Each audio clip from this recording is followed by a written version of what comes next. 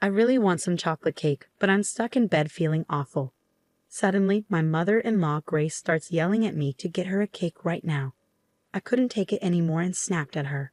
I told her to get her own cake because I only have a month left to live. My name is Olivia, and I'm 28 years old.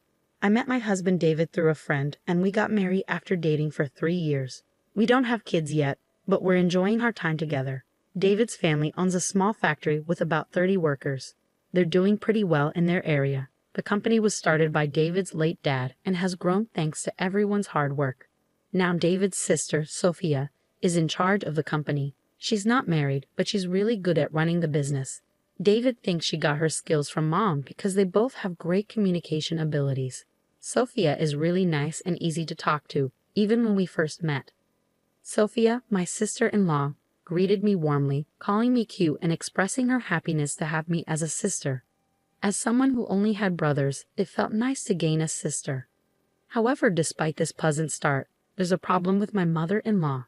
Our company has coffee breaks at 10 o'clock a.m. and 3 o'clock p.m. Times I dread. Here's why. Whenever I'm asked to get mom's coffee, it instantly ruins my mood. Our family home is next to the factory, and after my father-in-law passed away, my mother-in-law chose to retire and stay home. She seems to look forward to these coffee breaks, always saying, "I've been waiting for you, Olivia." I wanted to talk to Sophia once, but she gave me a disappointed look. Naturally, she wasn't in a good mood, and before leaving with a forced smile, she said, "Hey, I have something to say to you. So sit here," and then she complains to me until the break is over. She often comments about why we haven't had kids yet, saying it's not something we can control. If I stay quiet, she gets even more irritated. Why such a gloomy face?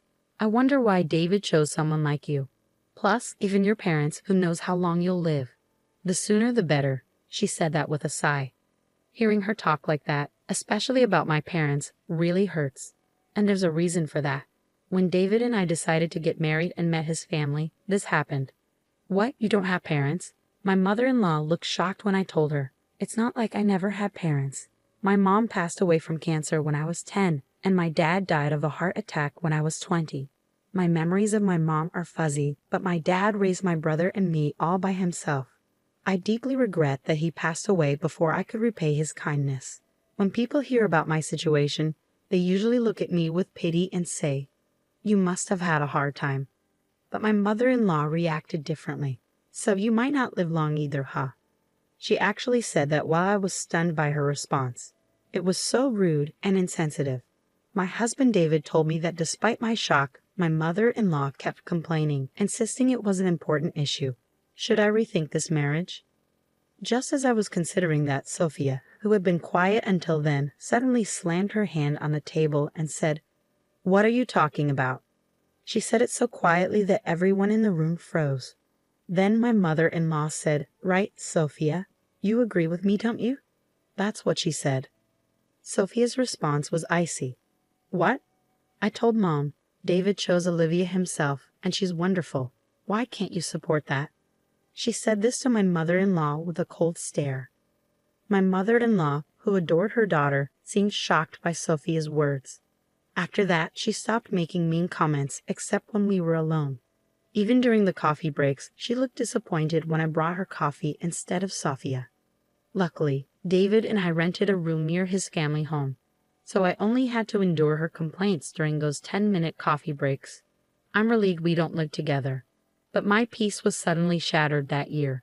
A record-breaking hurricane brought a lot of misfortune my way. "Olivia, something terrible has happened." I'd never heard David sound so panicked. I hurried to the living room and found it in chaos. "What's going on?" Our ceiling was leaking badly because of the hurricane. It wasn't just our room. The owner told us it was happening in other rooms too.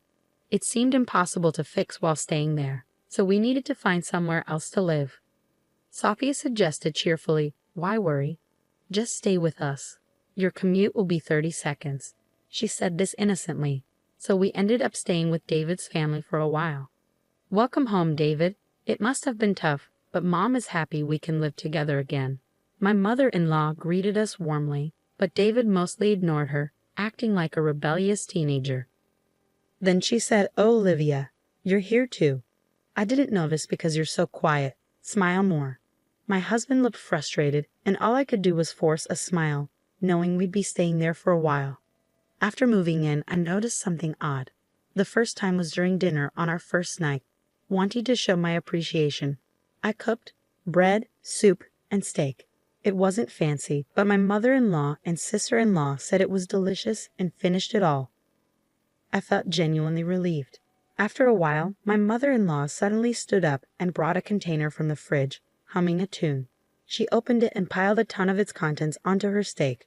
Mom, you're still eating that stuff." My husband, sitting next to me, looked disgusted. Sophia, my sister-in-law, rolled her eyes and said she won't stop no matter how many times I tell her. "I've given up." Then she burst into laughter. At first, I couldn't tell what was on top of the steak, but upon closer inspection, I realized it was jam. While it's not uncommon to have sweet sauces on meat, adding jam to a seasoned steak seemed bizarre. "When you eat something salty, you crave something sweet, right?" "That's why," she said, looking quite pleased with herself. Honestly, it gave me heartburn just watching her. For the record, I'm not a fan of sweet sauces on meat. "Come on, Olivia, why don't you try it? It's delicious," my mother-in-law said, turning to me. For the first time, I didn't want to eat it, but I forced a smile. Apparently, that wasn't the reaction she was hoping for. "I'm recommending it for a reason. You might live longer if you follow my example." With that parting shot, she retreated to her room, leaving me speechless. My husband and sister-in-law apologized, saying, sorry, Mom's at it again with her nonsense." Apparently, my mother-in-law has a serious sweet tooth and doesn't feel her day is complete without eating cake. Surprisingly, her annual health checkups always come back normal. Come to think of it, she's always eating cake during our 3:00 p.m. coffee breaks. I remembered that I like cake too, but having it every day would be boring. Plus, what about blood sugar levels? I've always been careful about my health, especially since my parents had short lifespans. So my mother-in-law's jam steak was quite surprising. Wait till Sophia buy cake every day. Caught off guard, Sophia admitted, "Yeah, she makes me go buy it. She says it's embarrassing for her to do it herself." "Thanks to that, I've become good friends with all the local cake shops," Sophia said, laughing. My husband, David, chimed in, "Sophia, this isn't a laughing matter. Mom's getting older. She needs to start caring about her health. I've always left it to Sophia to deal with Mom, and I feel bad about it." With that, he looked frustrated. "Well, I think you guys will have to help out more from now on," Sophia said cheerfully, and I prepared myself for more interactions with my mother-in-law. Living with my in-laws made my commute much shorter, so I took the lead in doing household chores before and after work. I tried to talk to my mother-in-law, but she often ignored me or gave me the cold shoulder. Despite that, she never missed a chance to complain about the kids during our coffee breaks. Since moving here, I've been having more rough days. It's probably the stress. My mood was low and my husband noticed. He offered several times to go to the doctor with me. "Let's move out and stay at a hotel for a while," he suggested, but I turned it down because it felt like a waste of money, and the nearest hotel was still a bit far. Then the worst news came, a week-long business trip. I was stunned when my husband told me. The reason for my dread? Sophia, my sister-in-law, would also be going, meaning I'd be alone with my mother-in-law. Yeah, I said it. My husband offered to take me with him, but I thought, it's just a week. I hope I can manage, especially since I still wasn't feeling well. On the day they left, Sophia sent me a mother-in-law survival guide to my phone. "If anything happens, just give her cake and you'll be fine." I couldn't help but laugh. The guide included local cake shops and my mother-in-law's favorite cakes from each. For someone like me who was gearing up for a tough week, this information was a lifesaver. In a week, our home renovations would be done, and we could move back. I thought optimistically. I could handle this, but that hope faded on the first night. When I returned from work, my mother-in-law was blocking the entrance. "You know why I'm angry, don't you?" she snapped. "No, I don't. I'm not psychic," I replied, losing patience. "You missed both the 10:00 a.m. and 3:00 p.m. coffee breaks today." Her words caught me off guard. Indeed, with my husband and Sophia away and end-of-month tasks piling up, I'd completely forgotten about my mother-in-law's coffee breaks, and I never had a coffee break myself. I thought she'd understand since she used to work, but she yelled at me the moment we were alone. "You start this harassment, you wicked woman," she said with an angry look. I felt a huge disconnect. Why was I being yelled at like this? Did I deserve to be called wicked? Suppressing my anger, I thought, it's just a few more days, and said, "I did buy cake during my lunch break. It's in the office fridge. Sorry I didn't bring it here." Her face instantly changed from angry to smiling. "Let's forget about today. Don't forget tomorrow, okay?" she said cheerfully and went back to her room. From then on, I made sure never to forget the coffee breaks, knowing how much trouble it would cause if I upset my mother-in-law. On the day my husband and Sophia were supposed to return, I felt incredibly stressed. I was hit with nausea, headaches, and a loss of appetite. I took the day off and went to the hospital. "It's pretty serious. Can your family come right away?" I couldn't stop crying at the doctor's words. I was told I have cancer and at most 6 months, maybe even just 1 month, to live. I returned home, my face stained with tears, my body trembling, and collapsed onto the bed. The door burst open. "What are you doing, skipping work? Sophie and David are working hard, and you're slacking off?" Her yelling worsened my headache. I didn't have the energy to respond, so I just said, "I'm not feeling well," and closed my eyes. Mother-in-law didn't seem to care. She didn't want to leave the room and kept complaining to me. She said things like, "That's why you can't have kids, and who knows if you'll live long." I just stayed silent, pretending to be asleep. Then suddenly, she asked about today's coffee break. Is she really this insensitive? I thought, opening my eyes to see her standing over me. "Grace, I'm sorry. I'm not feeling well enough to go shopping today. Could you please?" She cut me off. "I don't care. I want chocolate cake now." "Go buy it. You're probably faking it," she screamed at me louder than ever.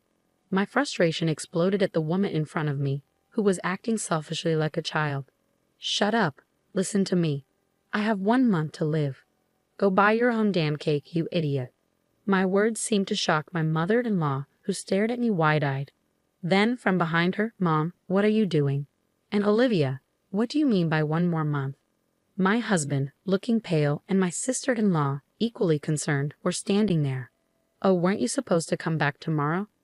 Ignoring the visibly shaken mother-in-law, my husband came to my side. I felt so relieved by his action that I burst into tears. "I can't take it anymore. The doctor says it might be cancer, and I'm not feeling well, but you keep nagging me to go buy cake. Enough is enough. Stop bothering me about the kids too. Just leave me alone, you idiot." I let out all my resentment towards my mother-in-law while crying. My husband and sister-in-law looked at her with cold eyes. Sending a sick person to buy cake. Are you stupid? Sophia, who's usually all smiles, had a face I'd never seen before. A terrifying one. "You've been making snide remarks about the kids. Look, I didn't say anything because it's a private matter, but the reason we can't have kids is me."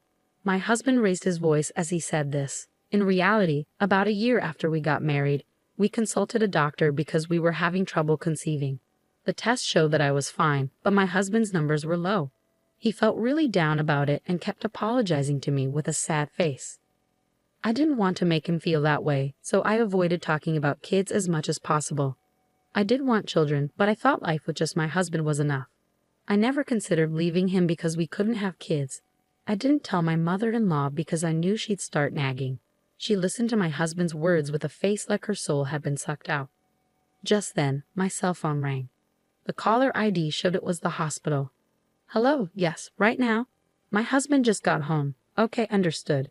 The doctor who had called earlier sounded urgent, asking us to come right away. Am I really that sick? I started to cry from the anxiety. "It's okay, Olivia. Can you stand? I'm with you." My husband, who also looked like he was about to cry, and I rushed to the hospital.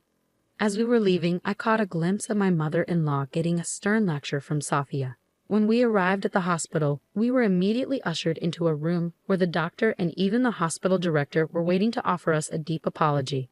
It was a misdiagnosis.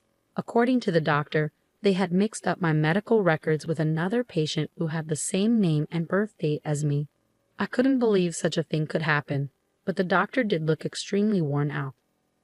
This incident was later covered in a local news segment, and the hospital vowed to review its working conditions.